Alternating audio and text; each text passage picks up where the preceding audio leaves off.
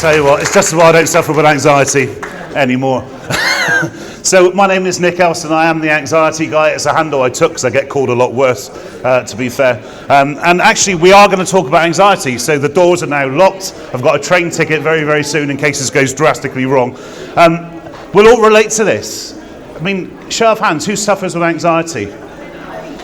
This is kind of the reason I do this, is because when I needed the help, when I needed a resource, there was no, especially men, there was no men standing up to talk about mental health challenges.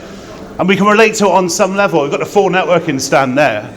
My first full networking meeting 10 years ago, I was shaking, and we've all been there. We've first been to a first networking meeting, you got a script in front of you and you're saying all these things, and I stood up to talk. There's some guy down the end who looks like the Fonz from Happy Days, stood up and he started singing, "What's that coming over the hill?" And I'm thinking, like, who's this guy? For a start, he's picking on a 6'4" guy who's 20 odd stone, Death Wish.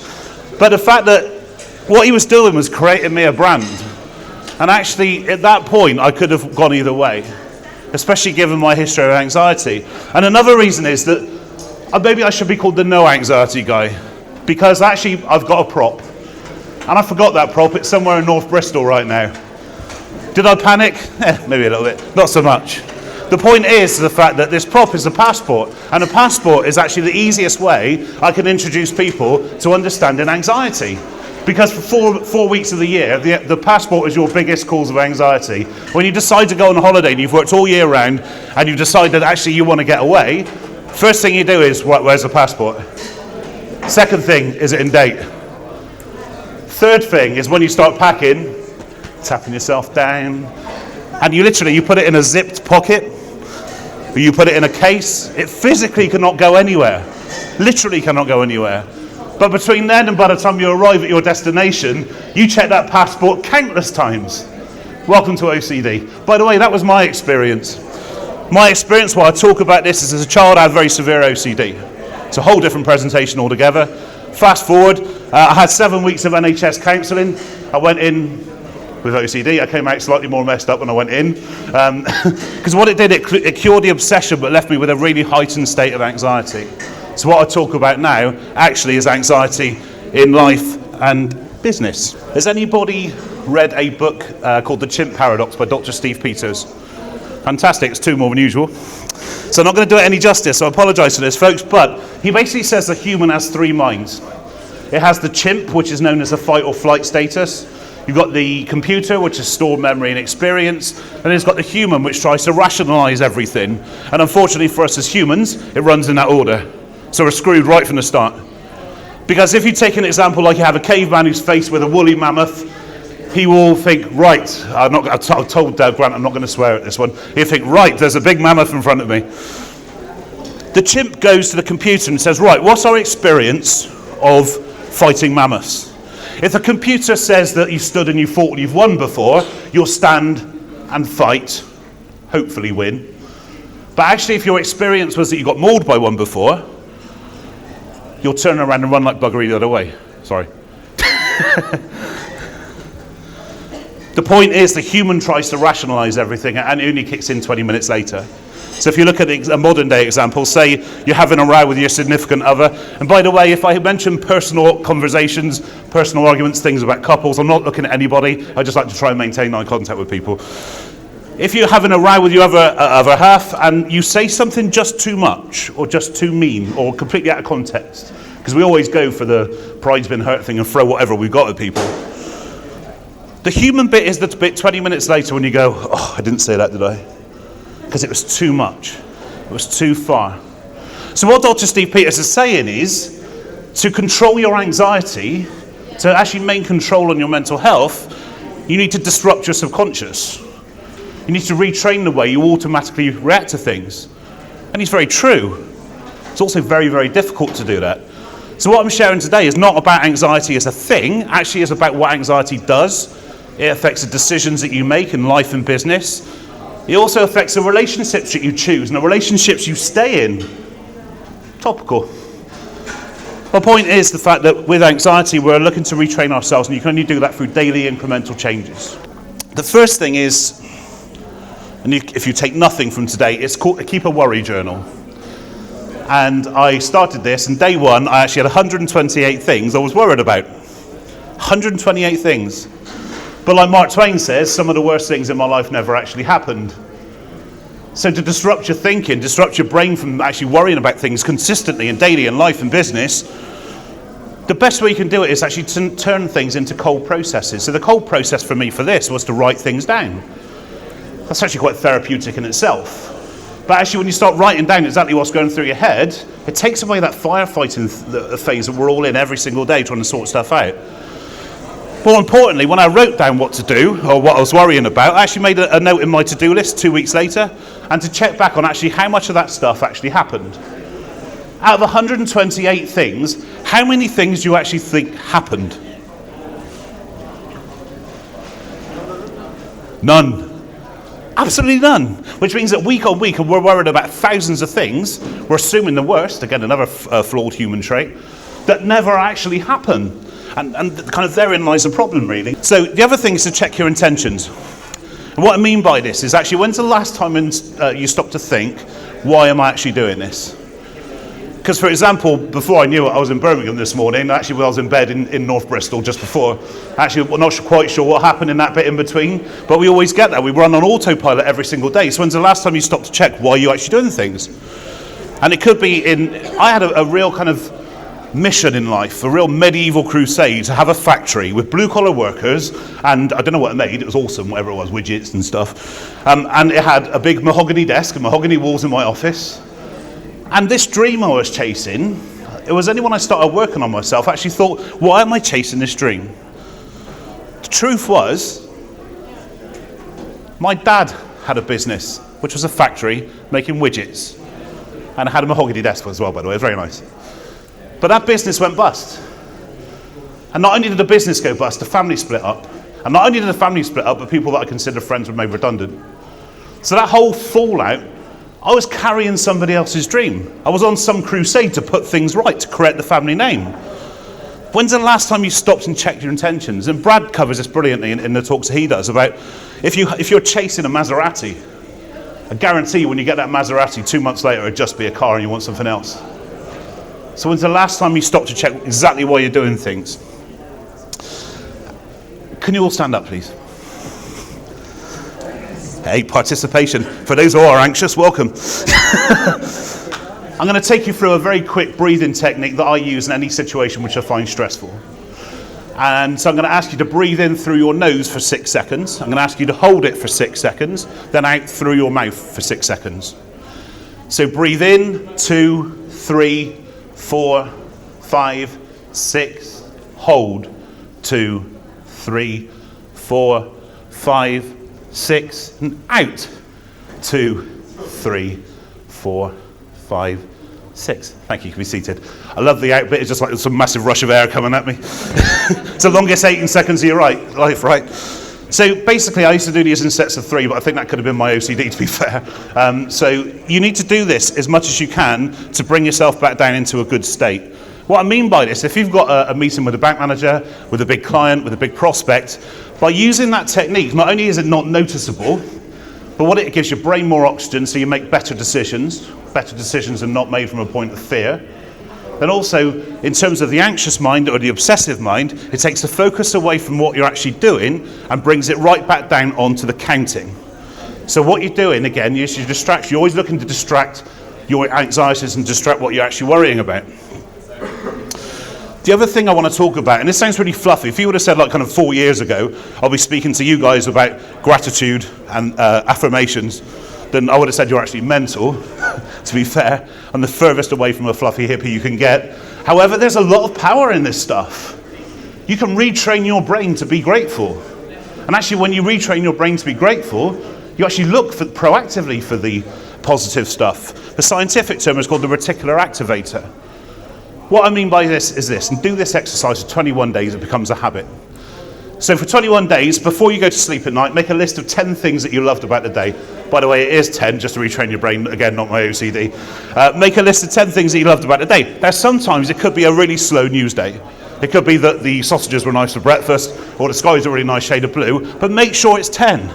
The reason why is because throughout the day, after a while, your brain will then be used to looking for stuff. looking for the positive stuff to confirm what you are putting into your brain. So if you're setting out into the world with positive intention, your brain will do everything it can to attract stuff to you.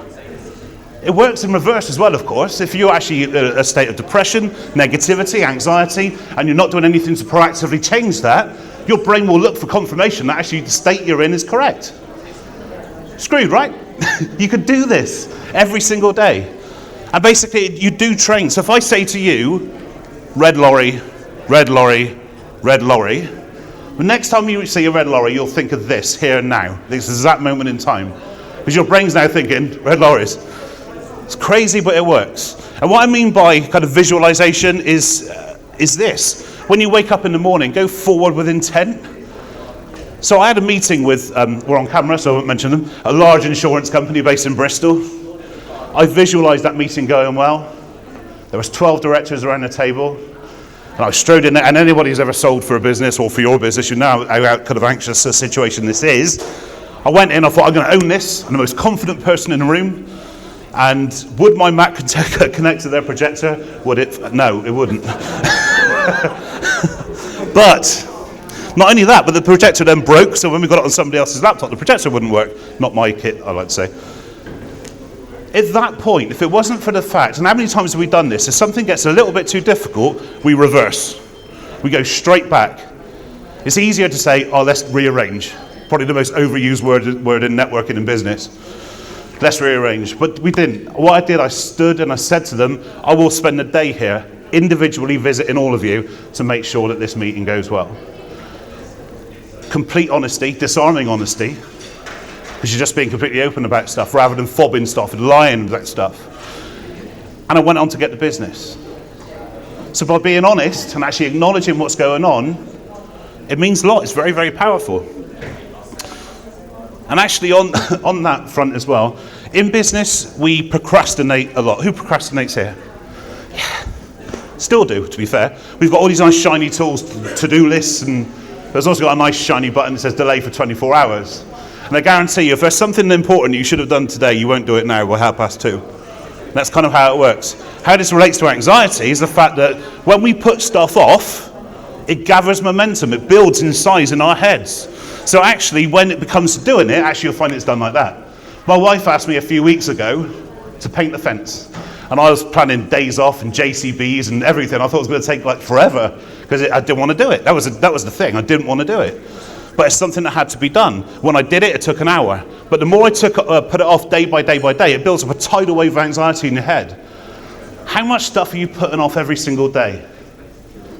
And actually, there is an argument to say that if something's really, really difficult and really, really challenging and you just don't want to do it first. Your day's going to be a lot happier if you do that way.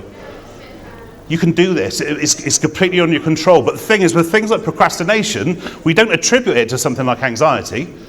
We just think it's our workload or we're too busy. Too busy, I love that. Too busy.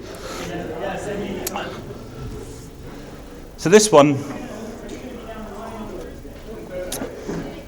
engage wisely. Okay, this one's called divorces. So if you follow up on this, I was never here. You never heard of me, right? But it's important I get this message across to you. And here's the reason why. There's two things I want to mention on this. Let's start with something soft. Brexit. So Brexit is, regardless of your views either way, that morning I was in Oxford, actually, I was after a speaking event, and I checked my phone and I saw friends of decades falling out on a social media timeline, which is one thing, it's quite sad I find. People tend to put their opinions online, and actually we seem to get this thing that we need to correct everybody. And I tried correcting the internet for a week and I give up, it just wasn't enough hours in a day. But the point is, we do have this pride thing. The point I want to say to you in business especially, if people know me well, they know I believe in your personal brand over and above your business brand, even if it's your business. Which means that all these things that you engage in online is very, very visible, and you are taking your brand with you. And you can do that in two ways. You can do that through the trying to correct everybody in the world just because you've got a different opinion. I guarantee you, you can say it 58 times and you're not going to make somebody change their point of view to you. The same with an offline argument, really. You have an argument with somebody, I guarantee you the more you shout, they're not going to, oh, actually, you were right. after all, turns out I was wrong. It's not going to happen. So that's one thing. The other thing about social media is this, that actually it's the biggest source of anxiety in 18 to 29-year-olds. Which is weird, because the biggest source of community and positivity between 18 and 29-year-olds is social media. Which actually clearly says, actually there's a lot to be said for it. It's actually your intention, what you immerse yourself in.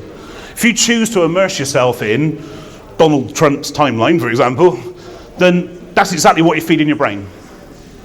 It's where you put your attention. It changes your mind. It changes your state.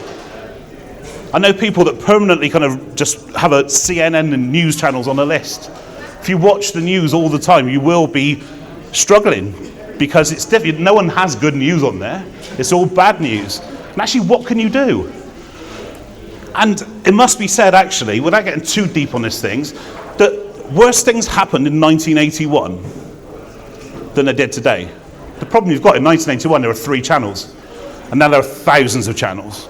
So we are being overwhelmed and overloaded and bombarded with bad news. But actually the problem is, the more we hear is that kind of affirmation thing. Well, it must be true because it's been on Twitter. It's crazy. The second thing I want to mention is this, and it's going to be about who you surround yourself with. I think it's Jim Rohn that said that you are the sum total of the 5 people that you surround yourself with. Actually, I would extend that, because we all kind of work alongside, we work for, we work with, we have family, we have friends. And actually, there's a lot to be said that if people in your circles, the people that you see week in, week out, these are the people I'm talking about, if they are aspiring you to achieve what you want to achieve, if they are encouraging you, if they're a force for positivity and good, actually truly are looking out for you, they are the people that you want in your life. On the flip side, if they're not, I think you have a question to answer. And actually it's fine if you do nothing.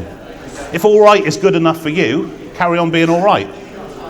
But actually the most shocking thing from my recovery was not actually the anxiety or the recovery or anything. It was actually what was left was a life blueprint of mine, which was not of my design. It was dictated to by well-meaning others, people pleasers, people who suffer from anxiety, depression, low self-esteem, low confidence, automatically become subservient to stronger, more dominant characters. So therefore, I'll give it, it's a great example. Who here said yes to something they wanted to say no to? It says itself. The problem you've got is these people are dressed up as well-meaning others. And actually what you find is they're the people that are closest to you. And actually, if they're not supporting you to overcome challenges, then there is a question to be answered. Let's take reincarnation off the table here. Say we have got one shot at this. Do you really want to spend your life chasing somebody else's dream or their version of you? And you'll spot them because they'll be the first people to say to you, you've changed. What they mean is, you've changed from what I wanted to be you to be like, and you're being what you want to be like. How unfair is that? You really need to keep an eye on this, because we don't look at this as an anxiety thing. Anxiety affects everything. It's the reason why some people sit at the back, some people sit at the front. There's no right or wrong, it's just the way different people deal with things. The one line that kind of got me through a lot of this, before I'd even heard of something called mindfulness. Anyone hear of mindfulness? So mindfulness is basically living in the present. Very, very, very short overview. It's a lot better than that, trust me, but look it up. What I decided to do was, when somebody asked me to define what anxiety was for me, it was fear of the future or regret from the past. Which actually, when you start to verbalize things, it actually leaves you with a nice sweet spot of today. Because today is actually all you can truly affect. You'll get to know me, I'm an open and honest guy. And actually about 18 months ago, 3 years ago, I had a period of concern. And as we've all had our lunches now, I found 2 lumps. I will keep this clean, I promise. 1 lump where no lump should be, and another lump where 2 lumps should be. Is that clean enough for the Biz Expos Birmingham? Cool, good. So, of course, the chimp in my head was going, you're going to die. Well, I kind of knew that anyway, but it's the first time my mortality had ever been questioned. And again, it's not something you really choose to think about. So when I start to kind of think about this, and actually use the practices that I kind of been using on myself, actually living in day-tight compartments. There's a guy called Dave Peltzer, wrote a series of books called A Child Called It. he has these rules for life just for today will got me through a lot of it. Because actually, if I had a hospital appointment next Thursday, is there anything I can do today to influence that? I'm not private, by the way, so no, there isn't is the answer to that. Which basically means that I've got a choice. And this is my message. You have a choice. My choice was to either worry about it, man cave it for the day. And I've found out the female version of man cave is she shed. I quite like that, it's good. I've asked lots of people and that's the best answer I've got. So the point was, you have a choice. So I actually could have just closed down for the day or for the week. And actually, if I would have done that every single day and written off that period of my life, from the time I found the lumps to the time I got the all clear on both, 422 days of my life. What can you achieve in 422 days of your life? What are you worried about today that you are putting off? You're actually writing off your day. I'm not going to do this until the perfect moment. It doesn't work that way. If you wait to the perfect moment, it never is going to happen. It's just start ask questions of yourself and be open with yourself. And I want to leave you with this, because it's powerful. And this isn't about me. None of this is about me. This is about what value I can bring to you. My life changed when I decided to step up and speak about this. It sounds weird, because public speaking is like the biggest fear above death, apparently globally, on a poll. But I decided in a very safe space to step up and speak about my experiences, with OCD especially. Gave away the signs of OCD in children from my own experiences. And what happened was, it started off as a very selfish thing, because it was cheap therapy, basically. I couldn't afford counselling, so I would go and speak at a networking group. Awesome. But what it did, it started off as a selfish thing, and it was my thing, because it was all about me and me getting better. Very, very quickly, it changed. The whole emphasis changed, so actually being about helping other people. Which again sounds fluffy, but it was true. Because how that changed was I started getting feedback from people saying that three children now have been treated successfully with OCD because of the signs I gave away in my talk. And actually 136, as of today, 136 people have actually given me feedback on how it's impacted their lives by sharing my experiences. The reason I say it's not about me is because I'm not. I'm asking you. I'm asking you to think about what challenges have you been through in your life. The things that you consider irrational, or the things that nobody would be interested in, I guarantee you they will. On the flip side, if you think your experiences are truly unique, you're wrong. Which means there's other people out there that you can help by sharing your story, stepping up and actually sharing everything that's going on. By being completely honest with people and saying, look, I'm flawed. Because it aids your recovery, but it also helps other people. And actually, if you can help just one more person in every room you speak in, surely that's got to be worth it. And actually, I think I'm going to leave it there. So thank you very much for listening to me.